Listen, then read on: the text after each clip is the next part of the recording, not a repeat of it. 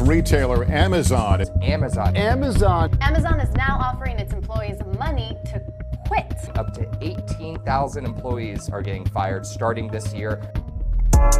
All I hear is talking, I don't sweat that. If they don't trust me either, I respect that. The she be down the ride, oh, I bet that. Good morning, good afternoon, good evening. My name is JH. How y'all doing, Postal family? Is everybody good? Are you cool, clean, crisp? Are you irie?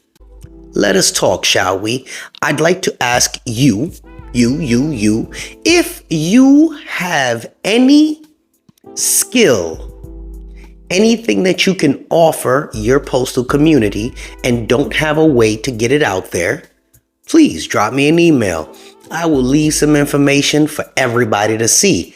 Example, if you do t-shirts and you want to start your little t-shirt business, hit me up because I have a broader audience. Put your stuff out there. If you have anything that can benefit your fellow co-workers, if you got a side hustle, if you know how to make candles, if you know how to make makeup, if you know how, like anything that can be shipped to anywhere in the country, and you guys want to utilize Jay for that, I don't need none of your change. We just trying to big each other up.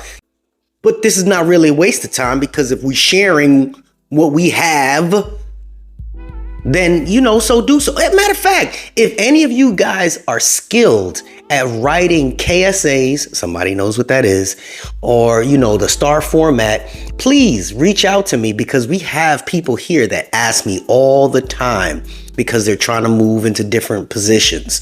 And if you have that specific skill and you'd like to share with somebody else, perfect place. This is the community.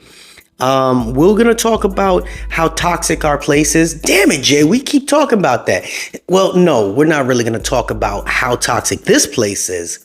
We're going to compare a video in a few seconds to from Amazon to USPS and see how things in the corporate world work. And I think what you're about to see is truly going to shock you or intrigue you. And definitely, as you watch it, leave some comments. I broke it down, condensed the video very small so you guys can kind of feel it. I'll leave a link to that video in the video description as well. And after that, I'm going to read a couple comments because some people commented. And, it's definitely going to be something for you guys to talk about. All right. Let's take a look. Retailer Amazon. Amazon Amazon is now offering its employees money to quit. Up to 18,000 employees are getting fired starting this year. Amazon wants their employees to resign. This might sound counterintuitive, but it's true. It turns out that for Amazon, it's actually beneficial to constantly churn through employees. This is actually one of the main reasons that Amazon treats their employees so poorly. Whether it be exposing warehouse workers to safety hazards, making their drivers pee in bottles, or working tech staff to the bone. Amazon does it all, and it looks like their efforts of creating a terrible working environment are playing out perfectly. In fact, Amazon's turnover rate is so high that they measure it on a weekly basis. Amazon loses approximately 3% of their warehouse workers every single week. This translates to an annual turnover rate of 150%. In other words, Amazon's entire warehouse workforce is replaced basically every 8 months. And considering the working conditions of these people, this rate is not too surprising. But why in the world would Amazon want their employees to resign? They likely spent thousands, if not tens of thousands of dollars on recruiting each and every one of their employees. And let's not forget all of the time and resources they spent on onboarding and training employees. So it doesn't really make sense to sign them on just for 2/3 of warehouse workers to leave in 90 days and their tech workers to leave in 2 years, right? Wrong. It turns out that constantly churning through employees is not only cheaper for Amazon, but substantially more productive. In fact, Jeff Bezos has gone as far as declaring that a tenured workforce is simply a march to mediocrity.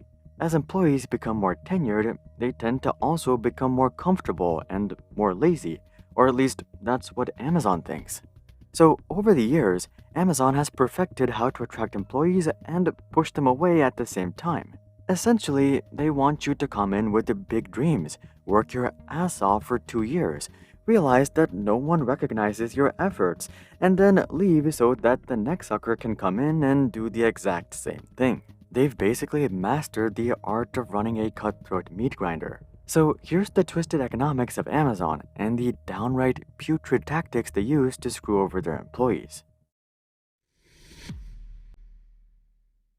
In terms of how Amazon pushes out blue-collar workers, it's not really rocket science. They basically create a high-pressure, high-stress environment with lofty targets and no downtime. But the way they handle their tech workers is a lot more interesting. As you know, tech workers demand a pretty lofty salary, so Amazon has to employ some pretty clever, yet disgusting strategies. Likely the most notable of these strategies is screwing over their employees with wonky vesting periods. In the end, the reason Amazon wants their employees to resign simply comes down to productivity and financials. They believe that the most productive employees are the ones that have just joined or have something to prove.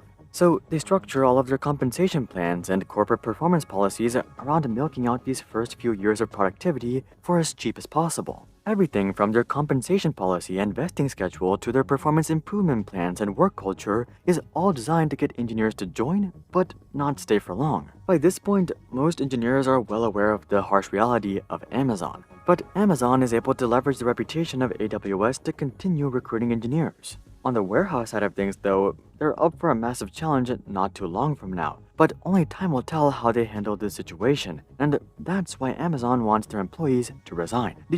Man, what do you guys think? I mean, everybody spoke and swore by Amazon, and that's the true behind the scenes. If I had the skill to put a video together like that and share that type of information, I'd probably be rich. Nonetheless, you guys give me your opinion about that and see how that would compare to us. And again, the information for that video, the full video, which is about 13 minutes, is in the video description. But let's talk about what you guys wrote. And again, I want to share some comments because some of these comments people don't read. All right, so I did a video the other day about the unions and all this other stuff, and I wanted to read this comment. You guys take the information for what it's worth. Individual rights, I agree with you. Plot twist. Can the issue be both, though? As I was saying that we are management as well. Can the toxic work environment be from within and from the company itself? Your example of toxic person being promoted is great, but the system is the one promoting and allowing and encouraging toxic people to be promoted. The system that is post office is what's allowing this toxicity in the first place. I think it's a mixed bag, honestly. It's tough to really pinpoint because has the post office always been this way? If so, why are we speaking about it now? Is it because everyone else is crying abuse and now we are too? To some degree, the work ethic of this culture, this upcoming age, is shaping our thinking, which is something to consider.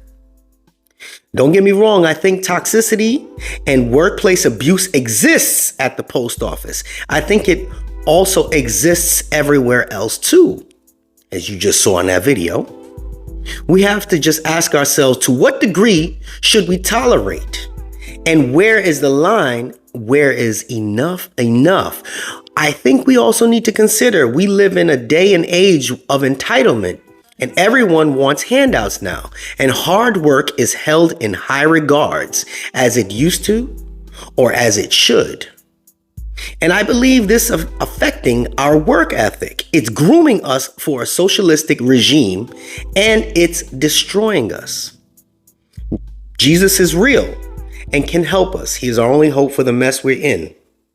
The individual corrected themselves and said, hard work isn't held in as high an honor as it used to be.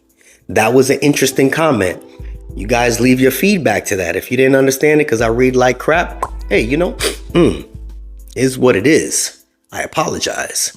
Another individual wrote, the union is management.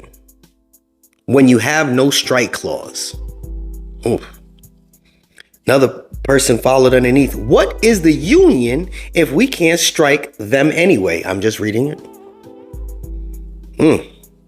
Person says it serves as a pacifier for employees that continue to break the rules, while others that follow the rules continue to pay dues.